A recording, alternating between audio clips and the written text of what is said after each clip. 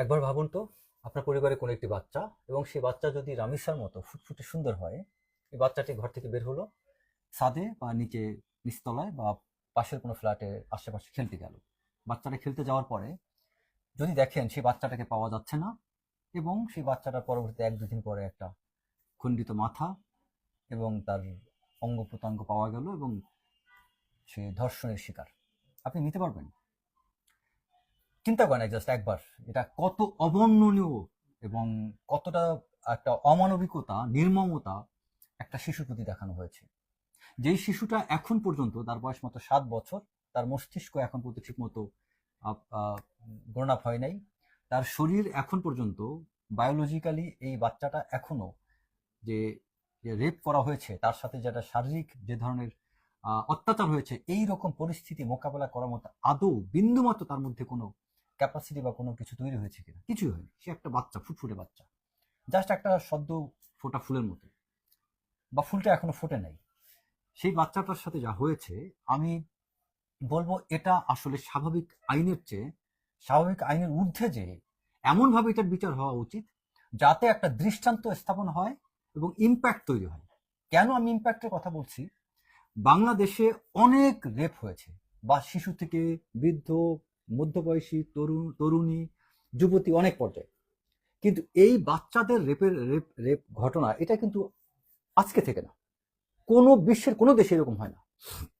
এই 7 বছরের রামিসার সাথে যেটা হয়েছে, ঠিক একই রকম একটা বাচ্চা, যার নাম ছিল ইভা, ইশরাত জাহান ইভা হত্যাকাণ্ড, এটা 2011 সালে খিলখ্যাত হয়েছিল। আমি নিজে তখন এটা উদ্ধার করেছিলাম, এবং সেই ইভার মৃতদেহটা, তাকে ধর্ষণ করার পরে তাকে হত্যা করে একটা বস্তা বন্দি করে খিলখ্যাতে কোনো একটা ডোবার মধ্যে ডুবে রাখা হয়েছিল। যখন সেই বাচ্চাটাকে উদ্ধার করলাম এবং সেই আসামিকে যখন সেই নেত্রকোনা থেকে অ্যারেস্ট করে নিয়ে আসলাম, তখন কোর্টে যখন তাকে হাজির করা হলো, দেখা গেল তার বয়স তখনও 18 বছর পূর্ণ হয়নি। তাই তাকে সংশোধনাগারে দেওয়া হলো, মানে কারা সংশোধন যেখানে হয়, তার স্বাভাবিক আইনে বিচার করতে হয়েছে, যে কারণে সে এক পর্যায়ে সে পার পেয়ে গিয়েছে। তার মানে বিষয়টা কি হলো?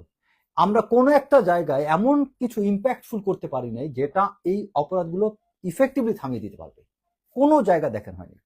আমার দরকার অপরাধ থামানো। আইন হয় কি, মানে শুধু সাজা? সাজা দিয়ে তো লাভ নেই।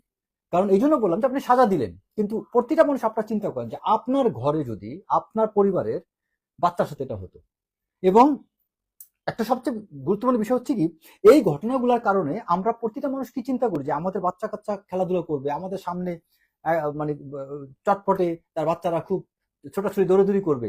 এখন থেকে আমাদের চিন্তা করতে হবে যে না, বাচ্চা কাচ্চা দৌড়াদৌড়ি করতে পারবে না, কারণ একটু বাসা থেকে বের হবে টেনশন, স্কুলে যাবে টেনশন, খেলতে যাবে টেনশন, ছাদে যাবে টেনশন, দরজা একটু খোলা থাকবে টেনশন। আপনি দরজা খোলা রেখে হয়তো বাথরুমে যাবেন, বা একটু গোসল করবেন, বা ঘুমাবেন, বা অন্য কোনো কাজ করবেন, টেনশন, কারণ বাচ্চা যদি বের হয়ে যায়। তার মানে আপনি চোখের আড়াল বাচ্চাকে করতে পারছেন না। তার মানে কি, এই সমস্যাটা যাদের ঘরে, বাংলাদেশে যদি 10 কোটি লোকের বাড়িতে যদি বাচ্চা থাকে, এই 10 কোটি পরিবার অত্যাচারিত হবে। আপনি চিন্তা করেন যত মানুষ আছে দুনিয়াতে, এই বাংলাদেশে। আর বাচ্চা বিষয়টা, এটা মানুষের কাছে এটা অত্যন্ত বেশি সেন্সিটিভ। এটার দ্বারা অনেক বেশি মানুষ প্রভাবিত হয়। যে কোনো মানুষ দেখবে, একটা মানুষকে খুশি করতে গেলে আমরা মানুষের বাচ্চাকে আদর করি, একটা মানুষকে খেপাইতে চাইলেও বাচ্চাকে আদর করি। কারণ একটা বাচ্চার প্রতি এমন কোন দুনিয়াতে মনুষ্যত্ব থাকলে, এমন কোন সে মানুষ নাই যার মনুষ্যত্ব আছে, সে বাচ্চা দ্বারা বাচ্চার প্রতি সে একটু হলে তার আকর্ষণ হবে না, বা একটা বাচ্চার প্রতি আদর করতে ইচ্ছা করবে না, বা সেই বাচ্চার দ্বারা সে আবেগতাড়িত হবে না, এমন কোনো মানুষ নাই আমার জানা মতে। তো সেই বাচ্চাগুলো নিয়ে যদি এরকম 1-1.5 কোটি পরিবার বা 10 কোটি পরিবার, যাদের পরিবারে বাচ্চা আছে, প্রত্যেকে যদি টেনশনে থাকে, সারাক্ষণ একটা বাচ্চাকে চোখে চোখে রাখা সম্ভব না। তাহলে এই অপরাধগুলো আপনার এই এক বাচ্চা, শুধু এই রামিসার ব্যাপারে আপনি সাজা দিলেন, ফাঁসি দিলেন না, আমার এতে লাভ হবে কি? আমি মনে করি এই জানোয়ার এবং জানোয়ার স্ত্রীকে এর শাহবাগের মতো জায়গায় বা কোনো প্রকাশ্য জায়গায় এনে তাকে ঝুলিয়ে, বিশেষ করে ওই যে ধর্ষক, এই ধর্ষকের তার লিঙ্গ কর্তন করা উচিত একদম প্রকাশ্যে। তার শরীরের প্রত্যেকটা অঙ্গ প্রত্যঙ্গ ধীরে ধীরে একটু একটু করে কাটা উচিত, যাতে দুনিয়ার এই বাংলাদেশের সমস্ত মানুষ তারা উপলব্ধি করতে পারে ধর্ষকের সাজা কি। এবং একটা বিষয় হচ্ছে যে আমাদের দেশে, আপনি খেয়াল করে দেখবেন যে আমরা বিবাহ আইনের ক্ষেত্রে ইসলামের কোরআনের বিধি মানি, আইন মানি, আমরা জমি জমার ক্ষেত্রে কোরআনের আইন মানি, কিন্তু এই ধরনের ধর্ষণ বা হত্যার ক্ষেত্রে কিন্তু আমরা কোরআনের আইনটাকে অ্যাপ্লাই করি না। এই জায়গাটা আমি মনে করি যদি ইসলামের যে পরিপূর্ণ যে বিধান এটাও যদি অ্যাপ্লাই করা হয়, কারণ ইসলামে কিন্তু সাজাটা দৃষ্টান্তমূলক হওয়া উচিত এবং প্রকাশ্যে, কারণ এই প্রকাশ্যে সাজাটা এটা অনেক বেশি ইম্প্যাক্ট তৈরি করে। এবং আমি মনে করি বাংলাদেশে কিছু কিছু বিচার, স্পেশালি আইন সংশোধন করে হোক বা যেভাবে হোক, কিছু কিছু বিচার প্রকাশ্যে করা উচিত, যাতে এইটা পুরো সমাজ ব্যবস্থার উপর একটা মারাত্মক প্রভাব তৈরি করে। এটা যদি না করতে পারে, আমাদের দেশে আসলে সত্যিকার অর্থে আমরা একটা ট্রমার মধ্যে চলে যাব। কয়েকদিন পর পর এরকম একটা ঘটনা ঘটবে, আমরা প্রতিটা মানুষ ট্রমাটাইজ হবে। কোন মানুষ বলেন এটা দ্বারা ট্রমাটাইজ হয় না? আজকে যে ঘটনাটা মানে আমরা যে মিডিয়াতে দেখতে পাচ্ছি, বাচ্চার যে রামিসার যে ইস্যুটা, কোন পরিবার আছে যে রামিসার ঘটনায় প্রভাবিত হয়নি? ইভেন যদি বৃদ্ধ কোনো মানুষ হয়ে থাকে, তার যদি একটা নাতি বা নাতনি থাকে, তারাও প্রভাবিত। যার যে মা বাবা আছে বা যার ছোট ভাই বোন আছে, প্রত্যেকটা মানুষ সবাই প্রভাবিত। আমার তো মনে হয় নেক্সট কয়েকদিন নর্মালি বাচ্চা কাচ্চা তারাও ট্রমাটাইজ হয়ে যাবে, কারণ এখন তো ছোট ছোট বাচ্চারা ওই খেলনা হিসেবে মোবাইল নিয়ে অনেক ভিডিও টিডিও দেখে। তার মানে আমাদের পুরো সমাজ ব্যবস্থা এমন একটা অবস্থার দিকে যাচ্ছে, আমরা রোগাক্রান্ত হয়ে যাব। আরো একটা বিষয় হচ্ছে, এই ধর্ষণের পেছনে কিছু কারণ আছে। এই কারণগুলো আমাদের সমাজবিজ্ঞানী তাদেরও চিন্তা করা উচিত, বোঝা উচিত, অপরাধ বিজ্ঞানীদের বোঝা উচিত, আমাদের রাষ্ট্রযন্ত্রের বিভিন্ন ডিপার্টমেন্ট বিভাগের বোঝা উচিত। সেটা কি একটু গুরুত্ব দিয়ে শুনবেন, এবং আমি আশা করি আপনারা এই কথাগুলো শেয়ার করবেন সবার জানার জন্য। আপনি খেয়াল করে দেখেন, চায়নাতে, আমি চাইনিজদের সাথে কথা বলেছি, মিশেছি, চায়না, মালয়েশিয়া, সিঙ্গাপুর, জাপান, এইসব উন্নত কান্ট্রিগুলোতে মোবাইলে সব ধরনের ভিডিও সবকিছু কিন্তু আসে না, তারা এটার প্রাইভেসি কন্ট্রোল আছে। বাংলাদেশে দেখবেন যে টিকটকে যেসব ভিডিওগুলো আসে, যেসব ফিচার আসে, চায়নাতে টিকটকে এইসব ফিচার আসে না। চায়নার বাচ্চারা যখনই মোবাইলটা অন করে, যখন টিকটক অন করে, তাদের ওই জায়গায় টিকটকের ব্যাকগ্রাউন্ড যে যেটা আসে, ফিচার যেটা আসে, এই ফিচারগুলো একাডেমিক, শিক্ষণীয়। আর বাংলাদেশে টিকটক অন করে ফিচারে কি আসবে জানেন? হিরো আলমের ভয়েস আসবে, এবং আসবে যত সব নোংরা নোংরা ডায়লগ আছে তা আসবে। এবং আমাদের ইয়াং জেনারেশন করে কি, ওই টিকটকে বা রিলে ঢুকে বা ভিডিওতে ঢুকে ওই সব ব্যাকগ্রাউন্ড সাউন্ড দিয়ে তারা আজে বাজে ভিডিও বানায়। কিন্তু আপনি দেখেন এই জিনিস কিন্তু ওয়ার্ল্ডের উন্নত কান্ট্রিতে হয় না। তাহলে আমাদের দেশে এই তথ্য প্রযুক্তি আইন, আমাদের দেশে টেলিকম সেক্টর এবং বিটিআরসি, এনটিএমসি, তারা কেন এটাকে নিয়ন্ত্রণ করছে না? সরকার যাদেরকে উপদেষ্টা বানাইছে, সরকার যেসব এক্সপার্টদেরকে, প্রধানমন্ত্রী যাদেরকে দায়িত্ব দিয়েছেন, তারা কি করে? তারা বুঝে না এই প্রযুক্তিটা? কে বুঝে না? একটা রাম ছাগলও বুঝে বর্তমান প্রযুক্তি সম্পর্কে মিনিমাম নলেজটা তার আছে। তাহলে কেন তারা এই ডিপার্টমেন্টগুলো, কনসার্ন মন্ত্রণালয়গুলো এখনো কেন আপনার প্রযুক্তিগত এই পরিবর্তনটা, এইটা কাস্টমাইজেশনটা কেন করছেন? কেন সব ধরনের ভিডিও আসবে? আপনি খেয়াল করে দেখেন, এই যে রিক্সাওয়ালা থেকে শুরু করে যত লোকজন আছে, মোবাইলে বসে বসে নোংরা নোংরা ভিডিওগুলো দেখে। আরেকটা বিষয় হচ্ছে, এখানে একটা এআই সিস্টেম আছে কি, আপনি যে একটা নোংরা ভিডিও একবার দেখেন, আপনার বারবার দেখবেন ওই ফিচারটা আপনার মোবাইলে আসতে থাকবে। আমি এটা বলছি, আমি এটা নিয়ে পড়াশোনা করে জেনে বুঝে কথাগুলো বলছি। এই কথাটা এমন না যে মন গড়া, অনেকের মতো যেরকম টক শোতে বা টিভিতে লাইভে এসে বা আজে বাজে বক্তব্য দেয়, মন যা চায় তাই বলে, আমি তা না। আমি এটা পড়াশোনা করে কথাগুলো বলছি। আপনার এখানে আপনার মোবাইলে যা আপনি দেখবেন, ওই যে জিনিসগুলো বেশি দেখবেন, বারবার ওই টাইপের ভিডিওগুলো আসবে। সো আমাদের সমাজ ব্যবস্থা, একজন যদি একবার 3x টাইপ আজে বাজে নোংরা নুড ভালগার কোনো দৃশ্য দেখে থাকে, তাহলে দেখবেন ওই ভিডিওগুলো বারবার সে দেখছে, এবং এগুলো দেখে তার মাথা বিগড়ে যাচ্ছে। যদি সচেতন হয়, শিক্ষিত হয়, খুব ধার্মিক মানুষও ঠিক থাকতে পারে না। এবং ধার্মিকদের কথা কি বলবো, এই মোল্লারা তো আরো বেশি, কিছু কিছু মোল্লা আছে মাদ্রাসায় দাড়ি টুপি, এরা তো আরো বেশি কিছু কাজ করে নোংরামি। আমি শিওর, আমি এটা বলছি না যে প্রকৃত ধার্মিক পরেজগার লোক এইসব নোংরামি করে না, বাট একটা লেবাস ধারণ করলেই তো সে ভালো মানুষ হয়ে যায় না। আমরা তো লেবাসটাকে খুব বেশি বিশ্বাস করি। যেমন একজন নারী খুব সুন্দর করে হিজাব টিজাব পরলো, তারা ভালো মনে করি, কিন্তু আরেকজন নারী হয়তো ড্রেসটা ভালো পরেনি, বাট ভিতর থেকে সে ইমানদার, তারা কিন্তু আমরা ভালো মনে করি, কারণ আমাদের পারসেপশন ড্রেসে বেশি হয়। তাই আমি কথাটা এই জন্য বললাম যে আমাদের এই সিস্টেমটাকে আমাদের বুঝতে হবে যে এআই এর কারণে এখন অনেক ধরনের ভিডিও টিডিও চলে আসতেছে। সো আমাদের বিটিআরসি, এনটিএমসি বা আমাদের বিভিন্ন টেলিকম সেক্টরগুলো, যারা ইন্টারনেট সার্ভিস প্রোভাইডার থেকে শুরু করে বাংলাদেশের পুরো প্রযুক্তি খাতটা এমনভাবে কন্ট্রোল করা উচিত, যাতে আজে বাজে রিল, ভিডিও, ব্যাকগ্রাউন্ড মিউজিক, বিভিন্ন জিনিসগুলো এগুলো না আসে, যাতে কেউ ভিডিও বানাইতে চাইলে এগুলো করতে না পারে।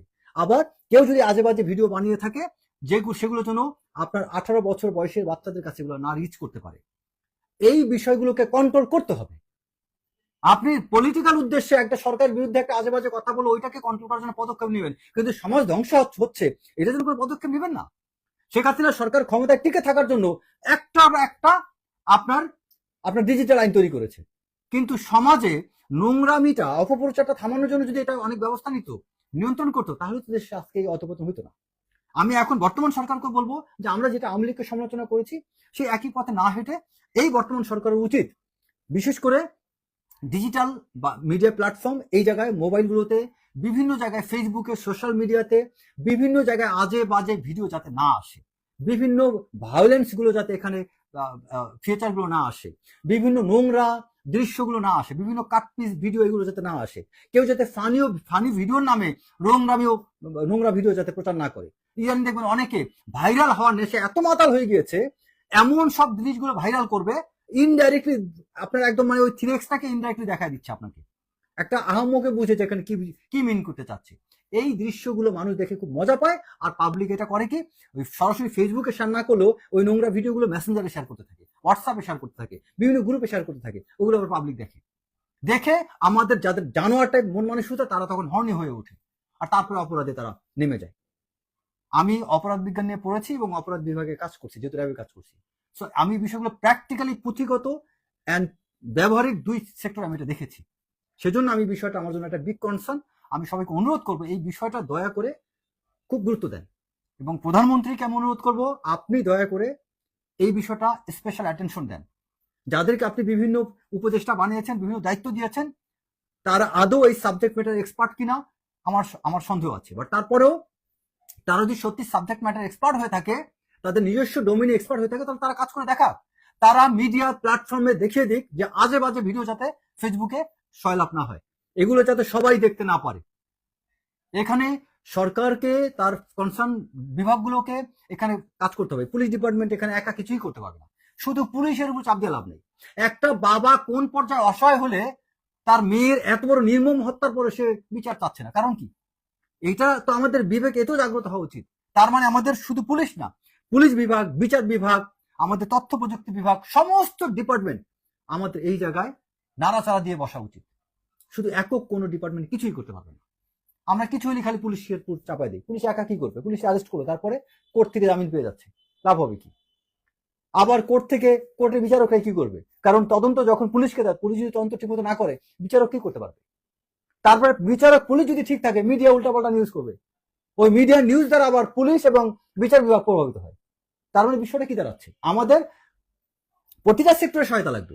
এখন ধরেন মিডিয়াও ঠিক আছে, পুলিশ ঠিক আছে, বিচার বিভাগ ঠিক আছে, কিন্তু এটা ইনভেস্টিগেশন প্রক্রিয়ার জন্য এই ফরেন্সিক বিভাগ, তারপরে তথ্য প্রযুক্তি বিভাগ, মনিটরিং বিভাগ, তাদেরও তো সহায়তা লাগবে তথ্য ঠিক মতো ভেরিফাই করার জন্য।